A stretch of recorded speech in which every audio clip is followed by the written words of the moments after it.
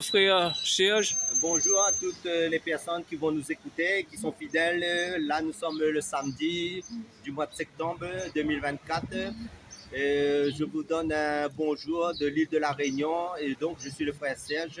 Pour les nouvelles personnes qui vont écouter le message, nous allons pouvoir partager un message selon ce que le Seigneur mettra sur notre cœur à partager durant ce temps que Dieu nous permet à disposer cet après-midi selon sa grâce. on va faire une petite prière. Oui. Père, dans le nom puissant du Seigneur Jésus-Christ, nous te remercions, nous te glorifions, Seigneur. Merci pour l'œuvre de la croix de ton Fils Jésus-Christ qui est mort à la croix pour nous, Seigneur, qui a versé son sang saint à la croix. Nous te glorifions. Merci, Seigneur, pour ce privilège encore de partager ta parole pour l'édification de tout un chacun, de chaque frère, de chaque sœur qui vont écouter ce message dans les quatre coins du monde entier, qui visionneront ce message pour ta gloire, Papa, pour l'édification. Amen.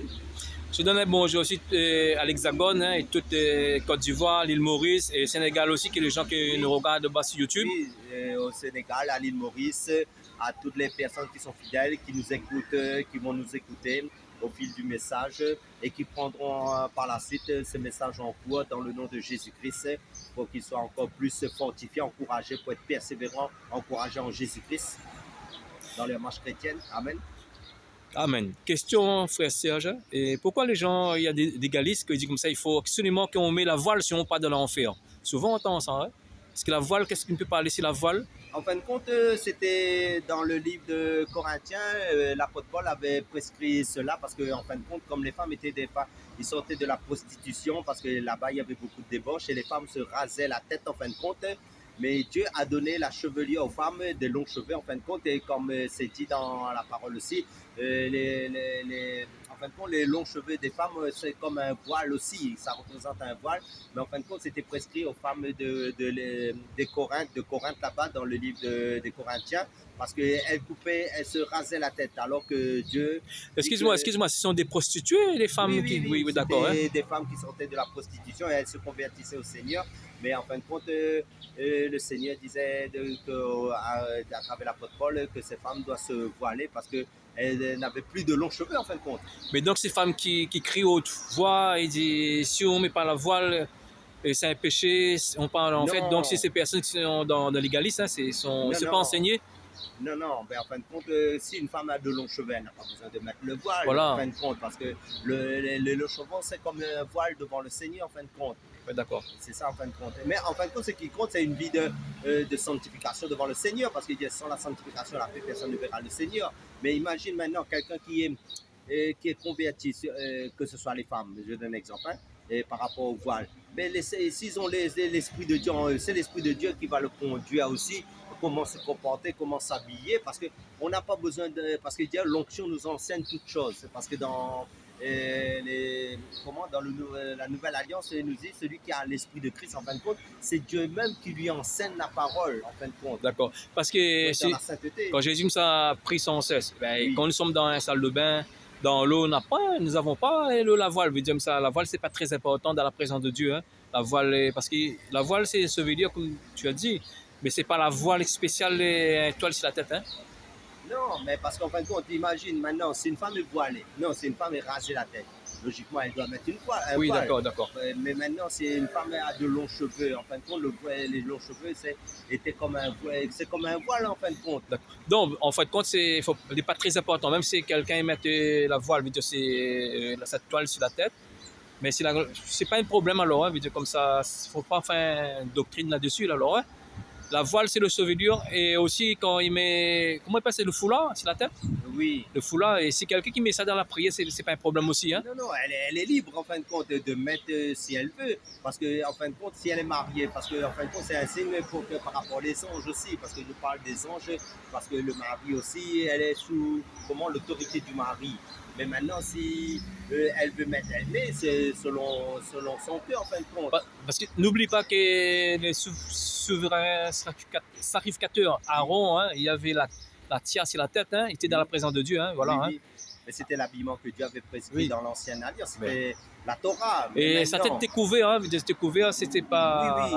Mais maintenant, pour les hommes maintenant, quelqu'un qui a de longs cheveux, qu'est-ce que Paul lui dit? Paul lui dit comme ça, vaut mieux avoir les cheveux comment dire, coupé, Coupé, comprends? que c'est Ou soit rasé. comme une femme, sinon. Ne Hein. peut pas être efféminé en fin de compte, parce Oui, que d'accord. c'est un truc efféminé aussi. Donc je pense aussi que le fait que Dieu a créé l'homme homme au côté masculin, mais la femme, Dieu a créé le côté féminin. Mais maintenant, il ne faut pas que la femme prenne le côté masculin. D'accord. Comprends Quand, je pense que c'est dans ce sens-là que chacun doit rester à sa place. quand, Sur le plan quand humain, hein. tu peux dire aussi légaliste. Qu'est-ce que ça veut dire quand on dit légaliste? Qu'est-ce que tu penses? Légaliste, en fin de compte, en fin de compte, ce qu'il faut comprendre que dans l'ancienne alliance, Dieu avait prescrit 3 sortes de lois. Ça veut dire qu'il y avait la loi morale, ça veut dire les 10 commandements, qui est toujours d'actualité, la loi cérémonielle, et Dieu aussi avait donné la loi civile. Ça veut dire que dans l'ancienne alliance, Dieu avait prescrit des choses, des lois en fin de compte qui concernent l'ancienne alliance, qui n'est plus d'actualité sous la nouvelle alliance. En fin de compte, l'observation, par exemple, du Shabbat, et tout ça là. Mais nous savons que Christ, en fin de compte, c'est notre Shabbat, c'est tous les jours, en fin de compte. Mais maintenant, le légalisme, ça veut dire que ce qu'il faut comprendre, il faut méditer, étudier la parole de Dieu pour voir ce qui est de la grâce et ce qui est sous la loi mosaïque. Parce que sous la loi mosaïque, en fin de compte, là, il y avait des lois qui étaient concernant Israël. Ça veut dire concernant, par exemple, la terre devrait être dans le Shabbat, ça veut dire dans le repos. Mais maintenant, ce qu'il faut faire aussi, un discernement, en fin de compte, en ce qui est la loi royale de Christ et la loi mosaïque. C'est ça. Il ne faut pas mélanger les deux en fin de compte, parce qu'il y a certaines lois qui sont abolies. Par exemple, dans la loi cérémonielle, les sacrifices d'animaux, ça, on ne fait plus ça maintenant. Ça veut dire que Christ est l'agneau immolé qui a été sacrifié pour nous, en fin de compte, c'est l'agneau parfait. Parce qu'il y a beaucoup de fausses doctrines qui circulent dans le temps de la fin. On voit qu'il y a des gens qui prêchent dans la rue en France qui disent qu'on va baptiser dans la piscine, on va partir de l'enfer. Qu'on va baptiser au nom du Père, du Saint-Esprit, on va partir de l'enfer. Qu'on met le rouge à lèvres, on partira de l'enfer. Qu'on met le perruque, on partira de l'enfer. Qu'on met les bijoux sur nous, sur les femmes, partiront de l'enfer. Tout ça, c'est faux, hein? En fait, ce qu'il faut comprendre, Dieu, sous la nouvelle alliance, nous sommes le temple du Saint-Esprit. Parce que Dieu, comme nous dit dans le livre de Corinthiens, il dit, ne savez-vous pas que votre corps est le temple du Saint-Esprit, que l'Esprit de Dieu habite en vous? Ça veut dire que quand quelqu'un est baptisé du Saint-Esprit, ça veut dire quoi? Il ne s'habille plus selon le monde. En fin de compte, il ne fait plus les choses selon le monde, parce qu'il est le temple du Saint-Esprit. Le temple de Dieu doit être un temple saint. Parce que Dieu, il dit aussi que je suis saint et vous serez saints. Donc ça veut dire que sa vie n'est plus modelée, n'est plus en conformité à ce monde-là selon la chair. Ça veut dire s'il vit selon la chair, selon la le luxe de ce monde, les choses de ce monde, ça veut dire que posez-vous la question, est-ce que cette personne a l'esprit de Christ en lui? Excuse-moi, peut-être que tu ne m'as pas bien compris la question parce que je dis qu'il y a des personnes qui prêchent dans la rue. C'est les gens qui vont baptiser dans la piscine, ne peuvent pas partir dans l'enfer. Et ça, c'est faux, hein? En fin de compte, ce qu'il faut comprendre aussi, le baptême d'eau ne sauve pas. Voilà. C'est le baptême du Saint-Esprit et il faut toujours que le Saint-Esprit soit en nous jusqu'à le retour de Jésus, jusqu'à ce que nous quittons ce monde-là. Parce qu'il dit, n'attristez pas le Saint-Esprit, n'éteignez pas l'Esprit. Ça veut dire quoi? Ça veut dire que le baptême, pour revenir au baptême d'eau, ça veut dire que si par exemple on a de l'eau, en fin de compte, le baptême d'eau, c'est être plongé totalement dans l'eau par immersion et ressortir de l'eau, c'est l'image de la mort en Christ, de la résurrection en Christ. C'est une image. Hein? Mais maintenant, le baptême d'eau, c'est un engagement d'une bonne conscience. Ça veut dire qu'on peut très bien être baptisé du baptême d'eau et vivre sa vie selon un païen. Est-ce qu'il me pose la question, est-ce qu'il peut baptiser dans une piscine? S'il y a suffisamment de d'eau pour que nous soyons immergés. Dieu ne nous condamnera pas. Hein? On peut être dans une rivière, dans la mer, là où il y a de l'eau suffisamment pour que tout notre corps soit immergé totalement sous l'eau. Oui, d'accord. Pour dire aussi, parce que moi-même, j'ai fait des tatouages avant de me convertir, mais je pense que les tatouages avant la conversion, c'est un péché, mais quand nous avons le tatouage, ce n'est pas un péché parce que nous étions dans l'ignorance. Hein? Je peux parler un petit peu là-dessus. Mais Dieu ne tient pas compte des temps d'ignorance. Oui, voilà. Mais maintenant, Amen, alléluia. Mais maintenant, le Seigneur nous dit, il nous accepte tel que nous avons, comme nous l'avons accepté, il connaît le cœur de chacun en fin de compte. Mais maintenant, comme il connaît le cœur de chacun, il connaît si ton cœur est vrai avec lui ou faux. toi seul, tu connais la réponse si toi, tu es vrai avec le Seigneur ou si tu n'es pas vrai. Parce que Dieu, quand dans le livre avec David, il dit Dieu ne regarde pas ce qui frappe le regard, Dieu regarde au cœur. Mais maintenant, si Dieu regarde au cœur et si dans ton cœur tu es vrai avec lui, avec sa volonté, tu es obéissant avec à sa parole, à sa vérité, à sa volonté, en fin de compte, Dieu le sait lui. Parce que pourquoi? Parce qu'en fin de compte, quand nous allons mourir, notre corps va aller dans la poussière. Il ne va pas monter au ciel parce qu'il dit le sang et la chair n'héritera pas le royaume des cieux. Parce que la chair et le sang est terrestre. Mais nous serons revêtus d'un corps glorieux, comme Jésus a eu ce corps glorieux. Il passait à travers les murs.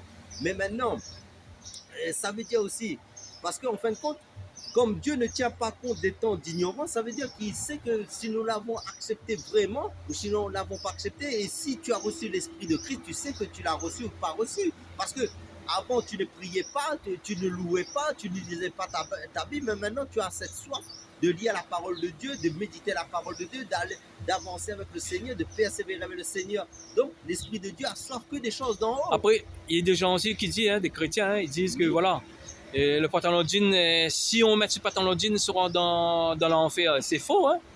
Tout ça, c'est des fausses doctrines. En fin de compte, moi je dis, quand on s'habille, on doit... Ah, il n'habille pas comme un homme, pardon, excuse-moi, hein, ça, il n'habille pas comme un homme. C'est faux tout ça là. Hein? En fin de compte, moi je dis, décemment, si quelqu'un a l'esprit de Christ, en fin de compte, lui, il doit chercher à demander, Seigneur, est-ce que la façon dont je suis habillé, quand je m'habille, est-ce que je suis à tes yeux agréable? C'est ça le plus important. Par exemple, si dans ton cœur, tu te sens mal à l'aise, tu te sens troublé, alors je dis de ne pas porter ces vêtements-là. Mais si ce vêtement dont tu portes, l'esprit agrée ton habillement, alors je dis, mais Dieu est d'accord. Parce qu'il dit dans Deutéronome, n'habille pas comme un homme. Non, parce qu'en fait, quand le djinn n'existe pas à l'époque, en fait, quand si le djinn, c'est pas un péché. Du moment, si nous sommes bien couverts, et parce qu'il dit que ça faut décemment. Hein. En fin de compte, ce que je veux dire, c'est que Dieu a créé la femme pour être féminin. Ah oui. L'homme pour être masculin. Donc l'homme ne doit pas se fémininiser. Oui.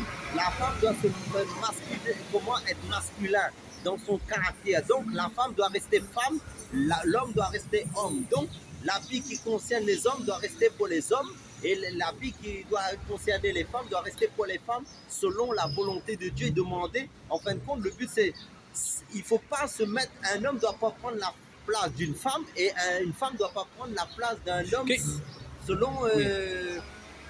Question, dans le livre Timothée parle les bijoux. Qu'est-ce que tu penses de... En fin de compte, le Seigneur nous dit d'avoir cette parure intérieure doux et paisible qui est d'un grand prix pour le Seigneur. Ce n'est pas l'ornement, en fin de compte, l'ornement des bracelets, l'habillement. C'est vrai, il faut s'habiller décemment, il faut être coiffé décemment, il faut être présentable devant les gens. Mais maintenant, ce que je veux dire, c'est qu'en fin de compte, ne pas chercher à, comment dire ça, à se valoriser devant les gens pour être une star, pour briller devant les gens selon la chair, alors que dans le cœur, le cœur est malade. Oui, oui, j'ai compris ça parce qu'en fait, quand le bisou, tout ça, il attire le regard, c'est beaucoup de bisous. C'est l'apparence. C'est l'apparence. Mais Dieu regarde le cœur. Le cœur, hein, c'est pas tout ça. Le caractère d'un cœur doux et un cœur tranquille en fin de compte. Mais maintenant, si nous cherchons à avoir une apparence selon le monde, alors que dans notre cœur, nous ne sommes pas en règle avec le Seigneur, tout ça ne sert à rien. Une question, hein, quand on dit le zèle amer, qu'est-ce que tu me peux dire sur le zèle amer? En fin de compte, le zèle amer, ça veut dire que nous pouvons avoir la parole de Dieu, connaître la parole de Dieu sur les bouts du doigt.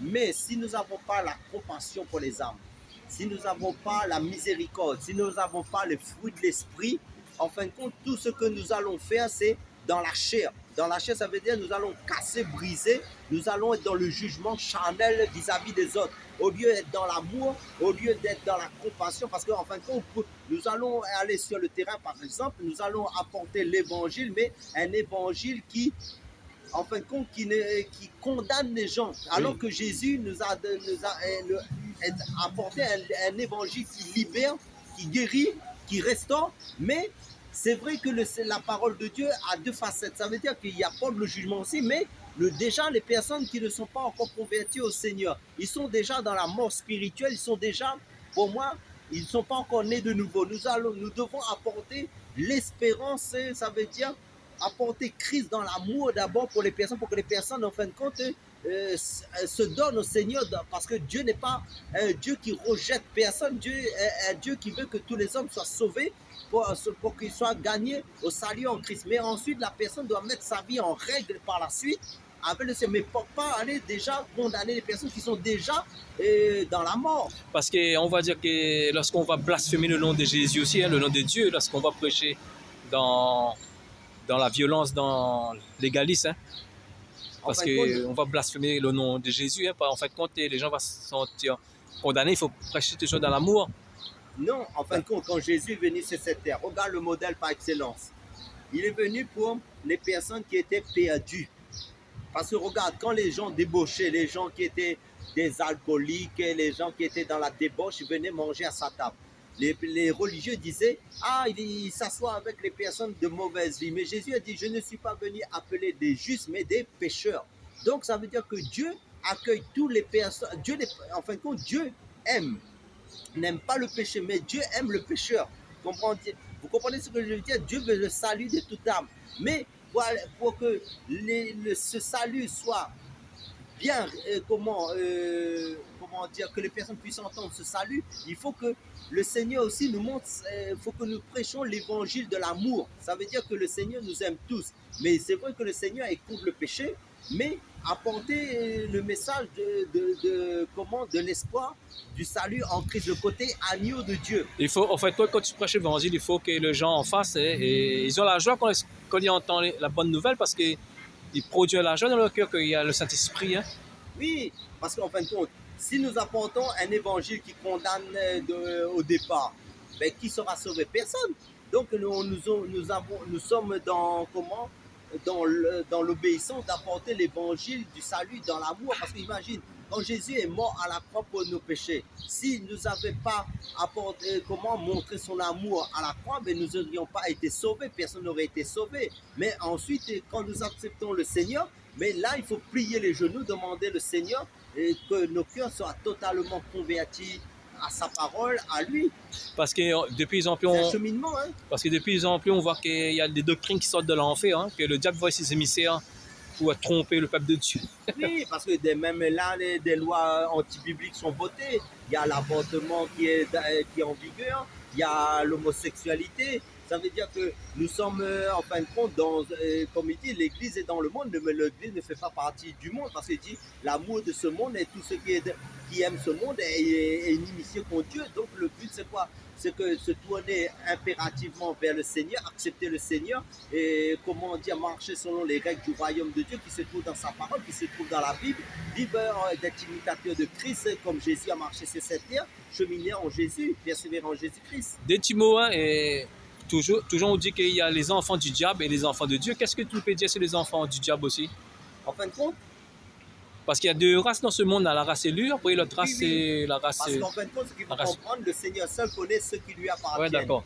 Mais maintenant, il y a aussi, pour Dieu, pour nous voyons plusieurs villes, plusieurs nations, mais pour Dieu, il y a deux royaumes. Oui. Ça veut dire qu'il y a le royaume de Dieu et le royaume des ténèbres, ça veut dire de Satan. Il y a la Jérusalem céleste et il y a le Babylone. Ça veut dire que les personnes qui font partie du royaume des ténèbres, en fin de compte, c'est ceux qui ne veulent pas du Seigneur Jésus, ceux qui veulent rester dans les ténèbres, ceux qui ne veulent pas changer de vie, ceux qui ne veulent pas du Seigneur en fin de compte. Mais les royaumes, mais ceux qui sont en Jésus-Christ, enfin, ceux qui appartiennent au Seigneur Jésus-Christ, ils sont déjà prédestinés avant la fondation du monde. Seulement le Seigneur le sait. Mais maintenant, ceux qui aiment sa parole, ceux qui ont une vie de consécration, d'intimité, de prière, ce sont des adorateurs qui adorent Dieu en esprit, en vérité. Mais il pense qu'il y a plus... Mais il pense dans... Comme toi-même, hein, dans notre ministère, nous avons rencontré plus de défauts que de vrais. Hein? Oui, c'est sûr, parce que le Seigneur dit large est la porte. Il y a beaucoup qui passent par cette porte large et spacieuse. Mais la porte est étroite et resserrée, celle qui mène à la vie éternelle. Ça veut dire que tout est déjà écrit dans les Écritures saintes. Le Seigneur nous parle de deux portes. Ça veut dire que la porte qui mène à l'enfer est large et il y a beaucoup qui passent par là, mais très peu passent par le chemin étroit et resserré. Ça veut dire le chemin de la croix, le chemin de l'abandon des choses de ce monde pour suivre le chemin du Seigneur qui est sa parole. en fait. D'accord. Donc, ce que je veux dire, c'est qu'en fin de compte, dans ce monde, il n'y a pas plusieurs royaumes. Hein. Il n'y a pas plus pour Dieu, il y a seulement le royaume de Dieu et le royaume des ténèbres. Nous savons tous que dans le livre Isaïe, il dit les vrais, on va dire des faux, et des faux, on va dire de vrais. Hein? Oui, oui, parce qu'il dit que le bien sera appelé mal et le mal sera appelé bien. Ça veut dire que dans ce monde-là, ça veut dire qu'en fin de compte, on inverse les choses de Dieu. Ça veut dire que ce monde-là, comment dire, est contre les choses de Dieu. Ça veut dire qu'il appelle le bien mal et le mal bien. Juste pour poser la question, Judas, vous parler de Judas, et Judas est un enfant du diable, il pense, hein? Oui, Et pas penser, mais on pense, nous avons peut-être mal posé cette question, Judas est directement oui, du diable, c'était pas de Dieu. Jésus avait dit aussi que parmi vous, parmi les 12, il y avait un démon. Ça veut dire qu'en fin de compte, comme Judas avait, comment dire, il piquait dans la caisse, il tenait la bourse, et il prenait dans la bourse des choses, l'argent en fin de compte, ça veut dire qu'en fin de compte, il a trahi le maître aussi pour 30 pièces d'argent. Tu racontes l'histoire de Marie quand avec de l'huile, ben, le parfum de Nat. Oui, oui. Tu peux raconter cette histoire, c'est super. Marie, en fin de compte, il y avait un vase de nard de parfum pur, en fin de compte, de grand prix. Et 300 deniers, hein, c'est valait 300 deniers. Hein, Marie a cassé ce vase-là et a oigni les pieds, oigni Jésus, en fin de compte, et le parfum a embaumé toute la pièce. Oui, ça veut dire qu'en fin de compte, Jésus est loin des rois. Ça veut dire que c'était en vue de sa crucifixion en fin de compte pour nous, parce que Jésus est le parfum de la bonne odeur pour nous devant le Père, parce que c'est en fin de compte ce qu'il faut comprendre, c'est que Dieu a agréé le sacrifice de Jésus parce que Jésus c'est le parfait des parfaits. Ben, oui, d'accord, continue. L'agneau sans défaut. Oui, d'accord. Parce que nous avons vu que Judas est scandalisé hein, quand il a vu que.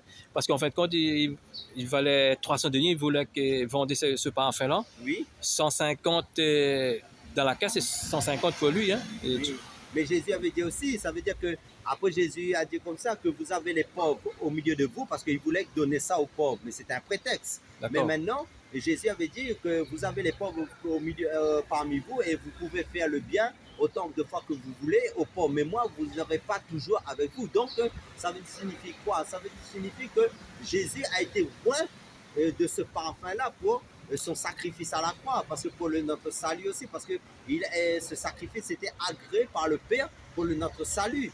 Parce qu'il dit aussi que pour son sépulcre, le parfum, parce que dans la coutume juive, en fait, quand on meurt, quand on part dans le tombeau, on va... Oui, ils embaument le corps, tout ça là.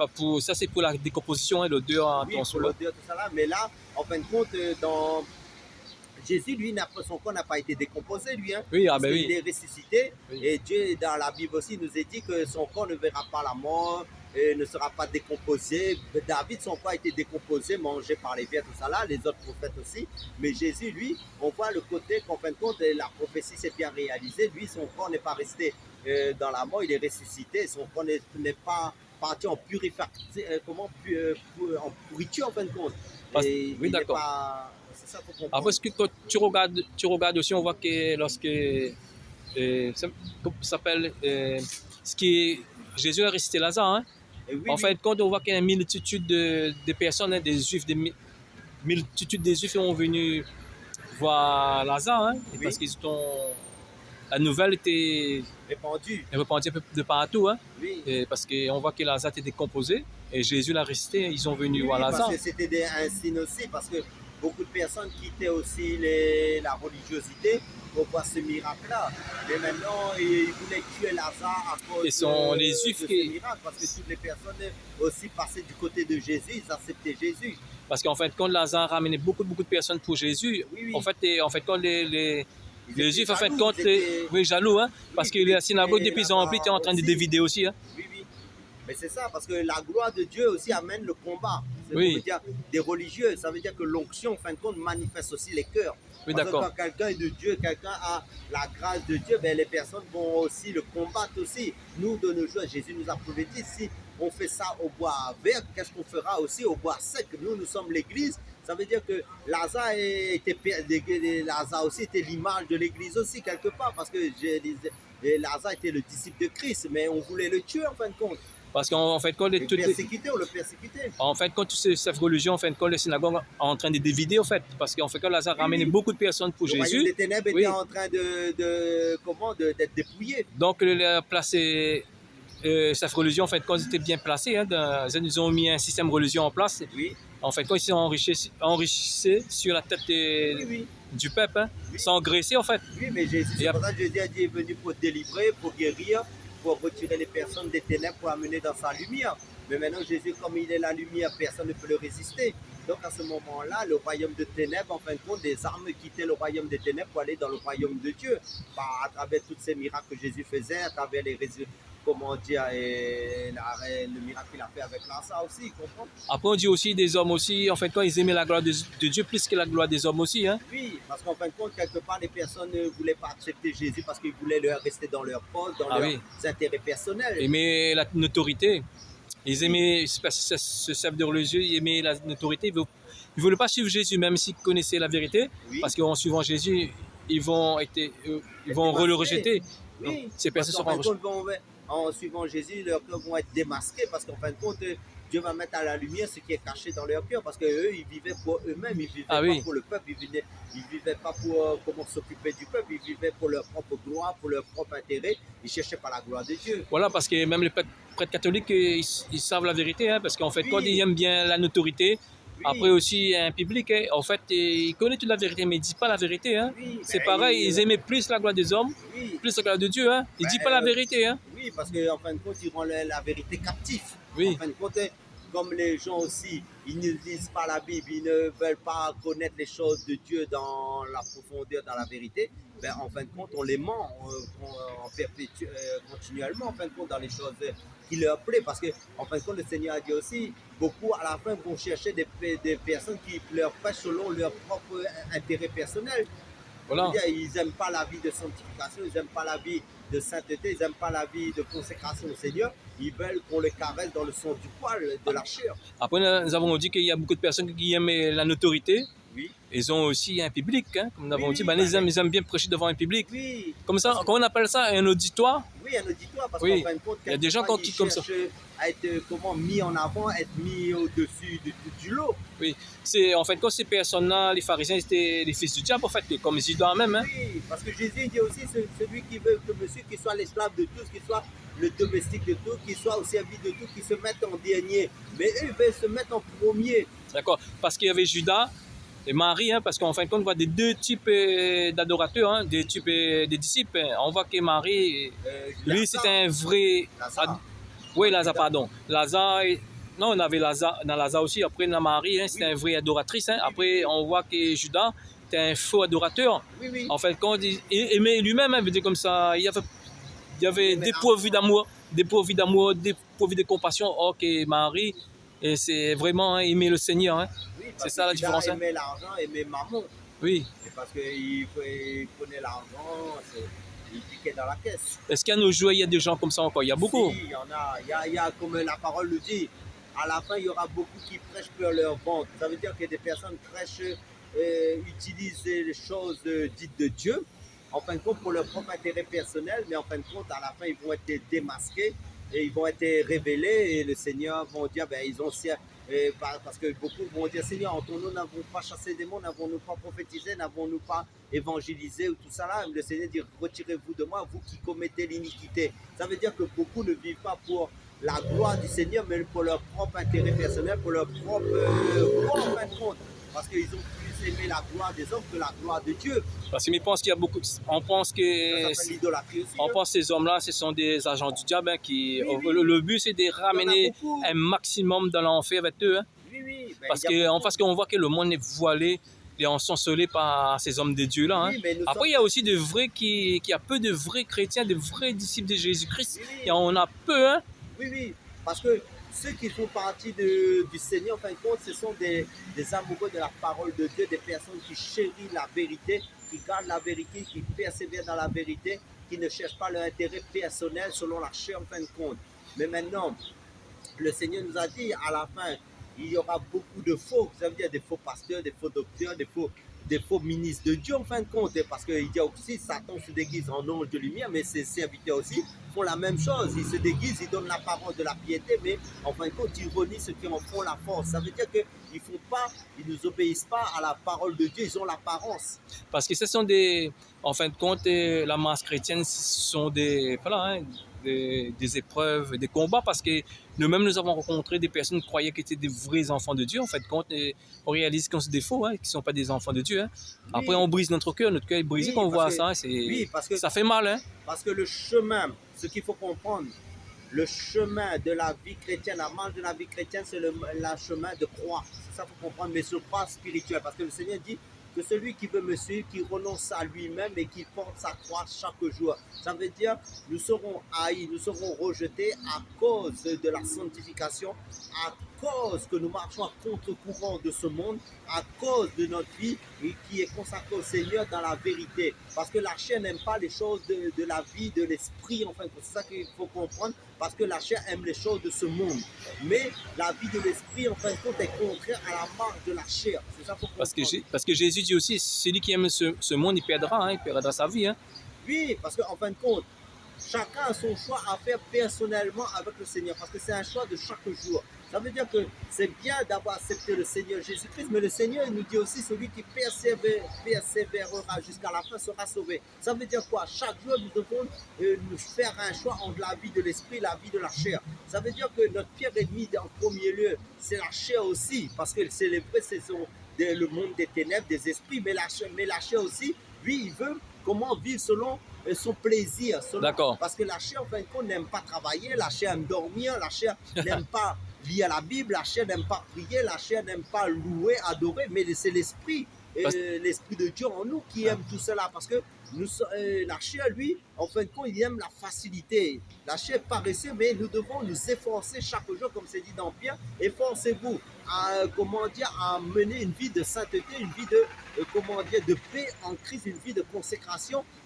En fin de compte, c'est une vie de consécration, une vie d'endurance. Je pose la question aussi, en fait, compte, même les Juifs, les diasporas, tous ces Juifs-là qui ont vu des miracles de Jésus, ils ont resté incrédules. Après, même Isaïe a prophétisé que ce peuple-là, et Dieu l'a enduit sur leur cœur. Parce qu'en fin de compte, ce qu'il faut comprendre, c'est que quand Dieu te parle, je parle pour moi aussi en premier lieu. Pour moi aussi, pareil.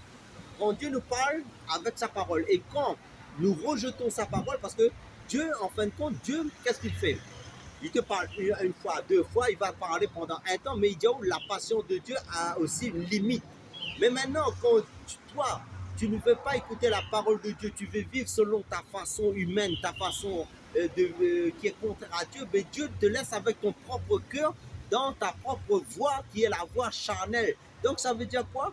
Dieu ne force personne. Dieu, en fin de compte, te laisse le libre arbitre parce qu'il nous a donné une volonté propre à choisir, parce que nous ne sommes pas des robots, nous ne sommes pas, comment dire ça, des personnes qu'on peut sur un bouton, qu'on fait ce qu'on veut avec nous, mais Dieu a chacun son propre cœur. Donc ça veut dire quoi? Ça veut dire que Dieu veut qu'en fin de compte, que chacun soit libre de sa propre initiative par son esprit surtout à faire sa volonté selon son cœur. Et c'est ça l'amour de Dieu. Parce que Dieu nous aime d'un amour, comment dire ça, qui nous dépasse. Mais nous aussi en contrepartie, il est mort à la croix en tant qu'homme, il s'est sacrifié en tant qu'agneau à la croix, en tant qu'homme, en tant qu'humain, pour que nous soyons sauvés. Mais ensuite, nous devons aussi démontrer notre amour en vivant selon sa parole, selon sa sanctification, selon les fruits de l'esprit. D'accord, parce que nous savons tous que Dieu ne rend pas les gens méchants. Hein. Après, on connaît aussi que les personnes, ils ont les cœurs endurcis. Et oui, c'est endurci. Dieu, voilà. Dieu. De ne pas dormir dans la colère, mais de garder son cœur plus que toute chose. Chacun est le propre gardien de son cœur. C'est ça qu'il faut comprendre. Veille sur ton cœur plus que toute chose. Parce que Dieu, en fait, quand il exerce plus, Dieu exerce plus la miséricorde. Il exerce plus la miséricorde que la condamnation. Oui. Quel est mot la fin, mon frère Serge? En fin de compte, le Seigneur nous dit dans Hébreux chapitre 9, verset 20, il est réservé aux hommes de mourir une seule fois, après quoi vient le jugement. Le mot de la fin, c'est que Jésus, la porte est ouverte, la grâce est ouverte encore de nos jours. Que, en fin de compte, que ceux qui doivent se repentir se repentent s'ils sont en dehors du chemin ou s'ils se sont écartés du chemin. Mais moi, ce que je dis, en fin de compte, c'est que de ne pas comment louper ce salut en Christ jusqu'à la fin, de demeurer en Christ, de s'attacher en Christ, de s'enraciner en Christ, d'aimer Jésus-Christ plus que tout, parce qu'en fin de compte, c'est notre vie éternelle, c'est notre avenir, c'est notre espérance, c'est notre tout, c'est notre trésor. D'accord. Amen. Amen. Alléluia. Oui.